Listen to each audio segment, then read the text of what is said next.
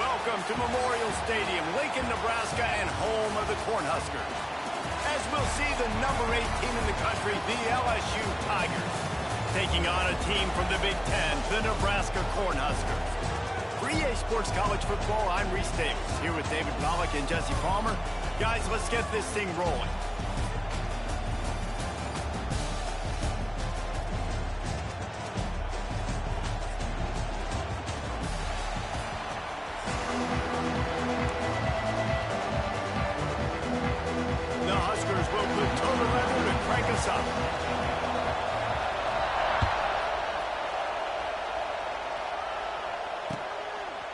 Coming out with it, it's Anderson.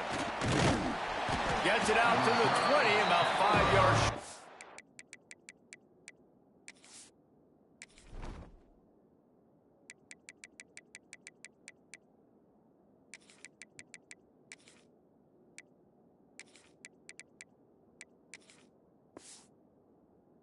Where he'd be if he had just taken a knee in the end zone.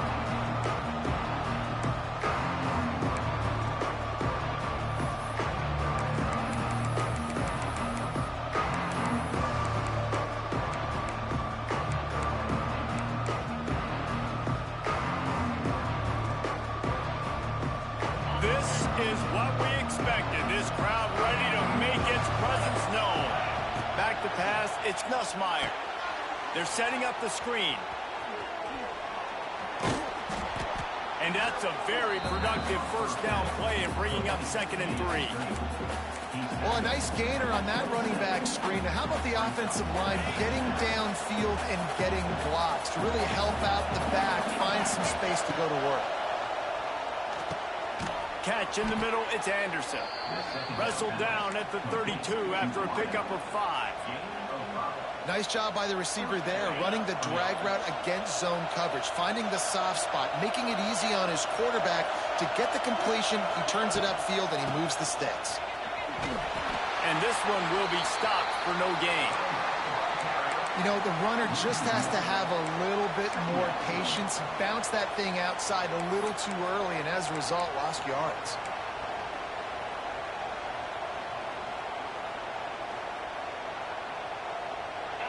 This crowd bringing the energy and noise early. 2nd down, they'll go to the air. Got rid of it in a hurry, but he couldn't find his man. It's incomplete. That's not on the quarterback. I know it's not easy completing some of these out routes, especially at the college level, but that's a play the receiver's got. 3rd down, and the Husker faithful getting loud, trying to make moving the chains impossible. Fires to the wideout. Complete downfield. They got him free for a big gainer down to the 43. LSU right back to the line. And listen, the defense knew coming into this one, they were going to target him early and often. He is a weapon, and there's no mystery where the quarterback's going to be looking on critical down and distances. Let's see how they're able to cover him throughout the rest of this game.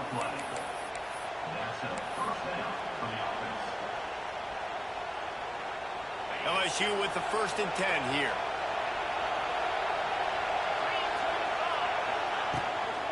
To the ground with the back. Spins away from the defense. Defense there to stop him after he picked up a yard. Ball's at the 17.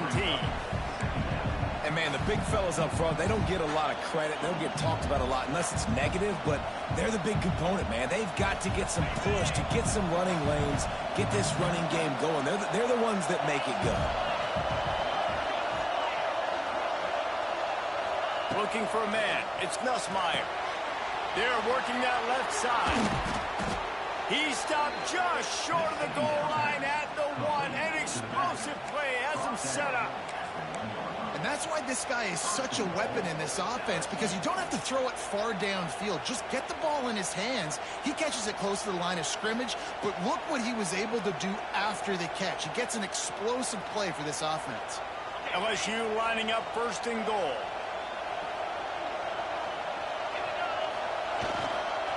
They're going to run it. And he takes it in for the score. Touchdown, Bayou Bengals. Well, you know this offensive coordinator scripts his opening 10, 15 plays, and he didn't even need that. They went 9 plays and scored a touchdown. Everything working perfectly. They look like a well-oiled machine early in this game offensively. Getting ready for the extra point after the first score of the game. And with the extra point, they get the first 7 of the game. So it's an 80-yard drive, and they capped it off with a 1-yard plunge. Kickoff unit on the field, and this defense will be called on to protect this lead. Fielded in the end zone, it's Barney. I know he thinks he can house every return, but sometimes you just have to take a knee as he stopped at the 14.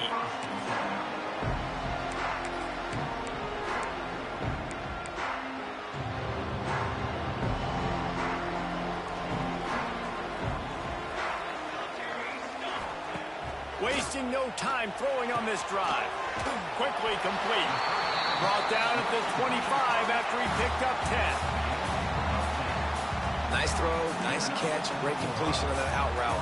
Sometimes those quarterbacks, when they see that early, they can make that jump and get that pick 6. And those are dangerous routes to throw. Picked off. What a play to set him up. And they'll drag him down after a good return on the interception. Sometimes the quarterback puts that zip on it and you can hear it, and sometimes he uses the lob wedge where it takes a little time to get there. That time he used the lob wedge and the defender came in and made the interception. Big play for this defense early.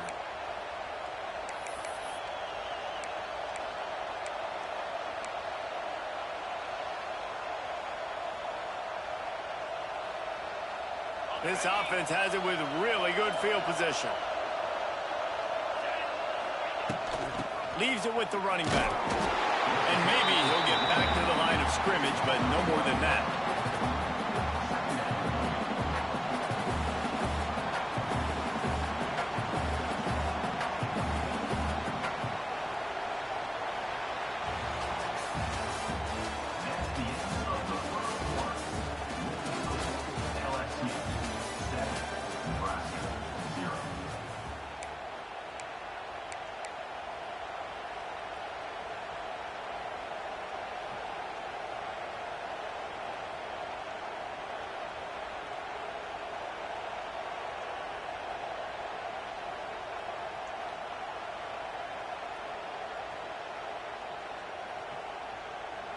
First play of the period will be a second down. Wants to throw. It's Nussmeier. The quick out. That completion takes them down to the 7-yard line, and they are ready to strike. Yeah, when you get that man coverage, most people are taught to have inside leverage. So that out route's there if your QB can put some air on it and throw it outside of the guy. But tight coverage, but a really nice throw on that out route. The offense knocking on the door, 1st and goal. Here's the snap, looking to throw. Finds his big tight end. That completion will take it inside the 4, and the offense is threatening. Nice job by the defense staying glued to him. Getting him on the ground as soon as he catches the football. Knowing he's a threat, I'm not going to let this guy get out of my sights. Nice job by the defense.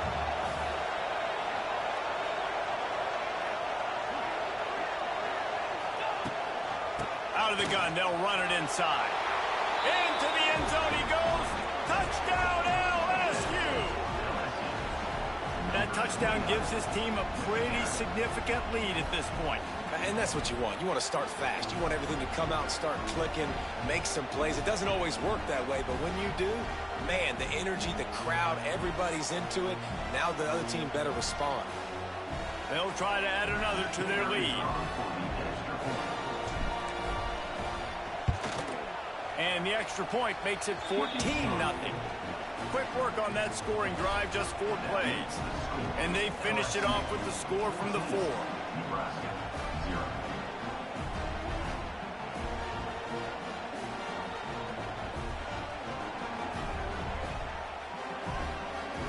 They're coming out to tee it up for the kickoff, and that last score was a real buzzkill for this crowd. Fielded in the end zone. It's Ives. Not nearly as much as he'd hoped when he brought it out in the end zone. He'll be stopped at the 15.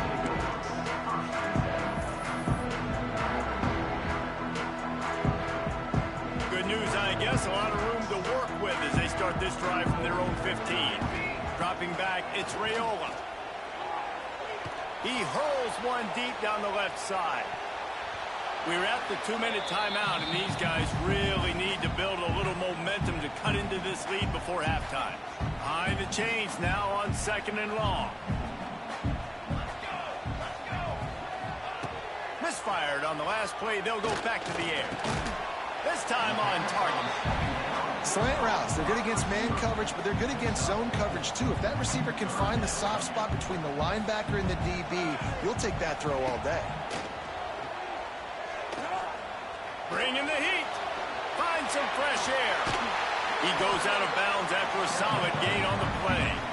This quarterback, man, looks like he's playing angry right now. He did not like that interception he threw the last time out on the field. You could see on the sidelines, guys. He could not wait to get back out there. And that time, it was like he was running mad. I don't even know if he really wanted to throw that ball. He just wanted to take off, scramble, go get the first down. Complete to the right.